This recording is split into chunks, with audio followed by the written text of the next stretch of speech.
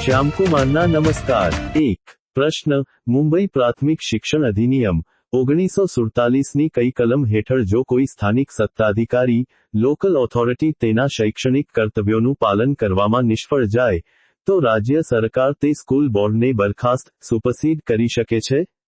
જવાબ, આ અધિનિયમની કલમ 52 હેઠળ રાજ્ય સરકારને સ્કૂલ બોર્ડને વિસર્જિત કરવાની આખરી સત્તા આપવામાં આવી છે। 2 પ્રશ્ન, ગુજરાત સિવિલ સર્વિસ પેન્શન નિયમો 2002ના કયા નિયમ હેઠળ સરકારી કર્મચારી વિરુદ્ધ જો કોઈ ન્યાયિક કે શિસ્તભંગની કાર્યવાહી ચાલુ હોય, તો તેને નિવૃત્તિ સમયે કાયમી પેન્શનના બદલે તાત્કાલિક ધોરણે પ્રોવિઝનલ પેન્શન આપવાની જોગવાઈ છે?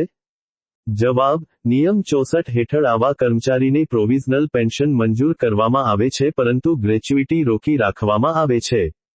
3 પ્રશ્ન, રાષ્ટ્રીય શિક્ષણ નીતિ 2020 NEP 2020 માં પાયાના શૈક્ષણિક તબક્કા ફાઉન્ડેશનલ સ્ટેજ ના 5 વર્ષના માળખામાં કયા વર્ષના બાળકોના શિક્ષણનો સમાવેશ થાય છે? જવાબ, આ માળખામાં 3 વર્ષ આંગણવાડી પ્રી સ્કૂલના અને 2 વર્ષ ધોરણ 1 અને 2 ના ઉંમર વર્ષ 3-8 નો સમાવેશ થાય છે। 4 પ્રશ્ન, વર્તમાન પ્રવાહ ગુજરાત રાજ્યના પ્રાથમિક શિક્ષણ વિભાગ દ્વારા આજના દિવસે શાળાઓમાં શિક્ષકો અને વિદ્યાર્થીઓની દૈનિક ઓનલાઈન હાજરી પૂરવા માટે કઈ અધિકૃત મોબાઈલ એપ્લિકેશનનો ઉપયોગ ફરજિયાતપણે કરવામાં આવે છે? જવાબ, તમામ સરકારી શાળાઓમાં વિદ્યા સમીક્ષા કેન્દ્ર સંચાલિત સ્વિફ્ટ ચેટ અગાઉ ઓનલાઈન એટેન્ડન્સ પોર્ટલ એપ્લિકેશન દ્વારા ડેટા મોનિટરિંગ થાય છે।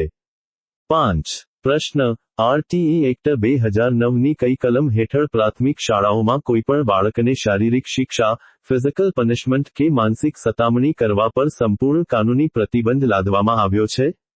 જવાબ, કલમ 17(1) હેઠળ બાળકને કોઈપણ પ્રકારનો શારીરિક કે માનસિક ત્રાસ આપવાની સખત મનાઈ છે અને કલમ 17(2) મુજબ આવું કરનાર સામે શિસ્તભંગના પગલાં લેવાય છે। 6 પ્રશ્ન, ગુજરાતના ઇતિહાસમાં મૈત્રક વંશના શાસન દરમિયાન કયું વૈશ્વિક સ્તરનું વિખ્યાત બૌદ્ધ શૈક્ષણિક કેન્દ્ર વલ્લભીપુરમાં કાર્યરત હતું જેની મુલાકાત ચીની પ્રવાસી યુઆન શ્વાંગે લીધી હતી? જવાબ, મૈત્રક કાળમાં ભાવનગર નજીક આવેલી વલ્લભી વિદ્યાપીઠ આંતરરાષ્ટ્રીય સ્તરે જ્ઞાનનું મોટું કેન્દ્ર હતી। 7 પ્રશ્ન, RTI એક્ટ 2005ની કઈ કલમ હેઠળ જન માહિતી અધિકારી PO દ્વારા નાગરિકની અરજી મળ્યાના સામાન્ય સંજોગોમાં કેટલા દિવસમાં માહિતી આપવી કાનૂની રીતે ફરજિયાત છે? જવાબ, કલમ 7(1) મુજબ અરજી મળ્યાના 30 દિવસની અંદર માહિતી આપવાની રહે છે। 8 પ્રશ્ન, પોક્સો POCSO એક્ટ 2012ની જોગવાઈઓ અનુસાર જો કોઈ વ્યક્તિ બાળકના જાતીય શોષણના ગુનાની વહીવટી સ્તરે કે શાળામાં જાણ હોવા છતાં તેની સત્તાવાર રિપોર્ટિંગ ફેલિયર ટુ રિપોર્ટ ન કરે, તો તેને કઈ કલમ હેઠળ સજા થઈ શકે છે? જવાબ, કલમ 21 હેઠળ ગુનાની માહિતી છુપાવવા બદલ 6 મહિના સુધીની કેદ અથવા દંડની જોગવાઈ છે। 9 પ્રશ્ન, ભારતના બંધારણના કયા અનુચ્છેદ હેઠળ એવું સ્પષ્ટ દર્શાવવામાં આવ્યું છે કે રાજ્ય 6 વર્ષથી ઓછી ઉંમરના તમામ બાળકોને પ્રારંભિક બાળપણની સંભાળ અને શિક્ષણ પૂરું પાડવાનો પ્રયત્ન કરશે? જવાબ, રાજ્યનીતિના માર્ગદર્શક સિદ્ધાંતો હેઠળના અનુચ્છેદ 45માં આ સુધારેલી જોગવાઈ છે। 10 પ્રશ્ન, ક્રિયાત્મક સંશોધન એક્શન રિસર્ચમાં સંશોધક દ્વારા સમસ્યાના સંભવિત કારણોના આધારે જે કામચલાઉ અંદાજ કે ઉકેલ ધારવામાં આવે છે, તેને શૈક્ષણિક પરિભાષામાં શું કહે છે? જવાબ, તેને ઉત્કલ્પનાઓ અથવા ક્રિયાત્મક હાઇપોથિસિસ એક્શન હાઇપોથેસિસ તરીકે ઓળખવામાં આવે છે। 11 પ્રશ્ન, ગુજરાત સિવિલ સર્વિસ વર્તન નિયમો મુજબ જો કોઈ સરકારી કર્મચારી સરકારની પૂર્વ મંજૂરી વિના પોતાના નામે કે પરિવારના નામે કોઈ સ્થાવર મિલકત અમૂવેબલ પ્રોપર્ટી ની ખરીદી કે વેચાણ કરે, તો તે કયા નિયમનો ભંગ ગણાય છે? જવાબ, આ બાબત નિયમ 19ના સખત ઉલ્લંઘન તરીકે ગણવામાં આવે છે અને વહીવટી તપાસ થઈ શકે છે। 12 પ્રશ્ન, શાળા સંચાલનમાં ટીમ બિલ્ડિંગ અને નેતૃત્વના વિકાસ માટે જાણીતો નિયો-ક્લાસિકલ વહીવટી સિદ્ધાંત હ્યુમન રિલેશન્સ અપ્રોચ આપવાનો શ્રેય કયા પ્રખ્યાત વિચારકને ફાળે જાય છે? જવાબ, એલ્ટન મેયો ને માનવ સંબંધોના અભિગમના પિતા ગણવામાં આવે છે। 13 પ્રશ્ન, મુંબઈ પ્રાથમિક શિક્ષણ નિયમો 1N9 મુજબ જો કોઈ માન્યતા પ્રાપ્ત ખાનગી પ્રાથમિક શાળાના સંચાલકો નિયમોનું ઉલ્લંઘન કરે, તો તેની માન્યતા રદ કરવાની ભલામણ કરવાની સત્તા કોની પાસે છે? જવાબ: આ સત્તા કાયદા અનુસાર જિલ્લાના શિક્ષણાધિકારી ડીઓ અથવા જિલ્લા પ્રાથમિક શિક્ષણાધિકારી ડીપીઈઓ પાસે રહેલી છે.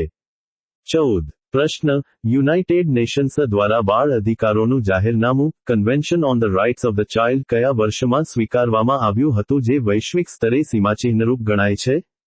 જવાબ: 20 નવેમ્બર 1989ના રોજ આ ઐતિહાસિક જાહેરનામું સ્વીકારાયું હતું. 15. પ્રશ્ન: ગુજરાતની ભૂગોળ કચ્છ જિલ્લાના અંજાર તાલુકામાં આવેલી કઈ ક્રાંતિકારી અને ધાર્મિક જગ્યા જેસલ તોરલ ની સમાધિ માટે આખા ગુજરાતમાં સાંસ્કૃતિક આસ્થાનું કેન્દ્ર છે? જવાબ: અંજાર શહેરમાં આવેલી જેસલ તોરલની પવિત્ર સમાધિ કચ્છના ઇતિહાસ અને લોકસાહિત્ય સાથે જોડાયેલી છે. 16. પ્રશ્ન: આઈસીટી ઉચ્ચ શિક્ષણ સંસ્થાઓમાં વિદ્યાર્થીઓના શૈક્ષણિક પ્રમાણપત્રો, ડિગ્રી અને માર્કશીટ ડિજિટલ સ્વરૂપે સુરક્ષિત રાખવા માટે કેન્દ્ર સરકાર દ્વારા કઈ લોકર સુવિધા પૂરી પાડવામાં આવે છે? જવાબ: તેને national academic depository NAD national academic depository અથવા ડિજી લોકર સંકલન કહે છે. 17. પ્રશ્ન: શૈક્ષણિક મનોવિજ્ઞાન બુદ્ધિ માપન માટે બુદ્ધિ લબ્ધિ IQ નું પ્રખ્યાત સૂત્ર IQ બરાબર ફ્રેક માં CA ટાઇમ્સ 100 કયા મનોવૈજ્ઞાનિક દ્વારા સુધારીને આપવામાં આવ્યું હતું? જવાબ: વિલિયમ સ્ટર્નના પાયાના ખ્યાલ બાદ વર્ષ 1916માં લુઈસ ટર્મન દ્વારા આ સુધારેલું સૂત્ર આપવામાં આવ્યું હતું. 18. પ્રશ્ન: સમગ્ર શિક્ષા અભિયાન અંતર્ગત કયા ધોરણના નબળા વિદ્યાર્થીઓ માટે શાળા સમય પછી રેમેડિયલ ટીચિંગ ઉપચારાત્મક શિક્ષણ નું આયોજન કરવાની નાણાકીય જોગવાઈ છે? જવાબ: પ્રાથમિક અને માધ્યમિક શાળાના લર્નિંગ લોસ ધરાવતા તમામ ધોરણના વિદ્યાર્થીઓ માટે આ ખાસ જોગવાઈ છે. 19. પ્રશ્ન: ગુજરાત સિવિલ સર્વિસ રજા નિયમો 2002 મુજબ મહિલા સરકારી કર્મચારીને તેની આખી નોકરી દરમિયાન મહત્તમ કેટલા દિવસની માતૃત્વ રજા મટર્નિટી લીવ સંપૂર્ણ પગાર સાથે મળવાપાત્ર છે? જવાબ: મહિલા કર્મચારીને વધુમાં વધુ 2 હયાત બાળકો સુધી પ્રત્યેક પ્રસૂતિ વખતે 180 દિવસની માતૃત્વ રજા મળે છે. 20. પ્રશ્ન: આરટીઈ એક્ટ 2009ની જોગવાઈ અનુસાર ઉચ્ચ પ્રાથમિક શાળા ધોરણ 6 થી 8 માં જો વિદ્યાર્થીઓની સંખ્યા 100 વધુ થાય તો શાળામાં કયા કાયમી વડાની નિમણૂક કરવી કાનૂની રીતે ફરજિયાત છે? જવાબ: 100 વધુ સંખ્યા થતાં શાળામાં એક કાયમી મુખ્ય શિક્ષક હેડ ટીચર પ્રિન્સિપાલ ની નિમણૂક કરવી અનિવાર્ય બને છે. 21. પ્રશ્ન: વર્તમાન પ્રવાહ કેન્દ્રીય શિક્ષણ મંત્રાલયના વર્ષ 2026ના તાજેતરના રિપોર્ટ અનુસાર દેશની શાળાઓમાં સર્વગ્રાહી મૂલ્યાંકન અને વિદ્યાર્થીઓના પ્રોગ્રેસ કાર્ડને ટ્રેક કરવા માટે કઈ નવી રાષ્ટ્રીય આઈડી સિસ્ટમ અમલમાં છે? જવાબ: દેશના દરેક વિદ્યાર્થી માટે APAAR ID APAAR ID one nation one student ID generate કરવામાં આવી રહી છે. 22. પ્રશ્ન: NEP 2020 અનુસાર દેશમાં 3 વર્ષની ઉંમરથી જ બાળકના મગજનો 85% વિકાસ થતો હોવાથી કયા પાયાના શિક્ષણને મજબૂત કરવા માટે નિપુણ ભારત નેપન ભારત મિશન કાર્યરત છે? જવાબ: પાયાની સાક્ષરતા અને સંખ્યાજ્ઞાન foundational literacy and numeracy FLN ને મજબૂત કરવાનું આ મિશન છે. 23. પ્રશ્ન: સામાન્ય વિજ્ઞાન માનવ આંખના કયા આંતરિક ભાગ પર બહારથી આવતા પ્રકાશના કિરણો કેન્દ્રિત થાય છે અને વસ્તુનું વાસ્તવિક અને ઉલટું પ્રતિબિંબ રચાય છે? જવાબ: આંખના પડદા એટલે કે રેટિના નેત્રપટલ પર આ પ્રતિબિંબ રચાય છે. 24. પ્રશ્ન: ભારતના બંધારણના કયા અનુચ્છેદ હેઠળ એવું દર્શાવવામાં આવ્યું છે કે રાજ્ય દ્વારા ભંડોળ મેળવતી કોઈપણ શૈક્ષણિક સંસ્થામાં કોઈપણ નાગરિકને માત્ર ધર્મ, જ્ઞાતિ કે ભાષાના આધારે પ્રવેશ નકારી શકાશે નહીં? જવાબ: અનુચ્છેદ 29(2) હેઠળ આ સમાન શૈક્ષણિક અધિકારની સુરક્ષા આપવામાં આવી છે. 25. પ્રશ્ન: શાળાકીય સંચાલનમાં વર્ષ દરમિયાન શાળાના ભૌતિક વિકાસ અને ગ્રાન્ટના ખર્ચનું આયોજન કરવા માટે SMC દ્વારા કયો અહેવાલ તૈયાર કરવો ફરજિયાત છે? જવાબ: તેને શાળા વિકાસ યોજના SDP સ્કૂલ ડેવલપમેન્ટ પ્લાન તરીકે ઓળખવામાં આવે છે.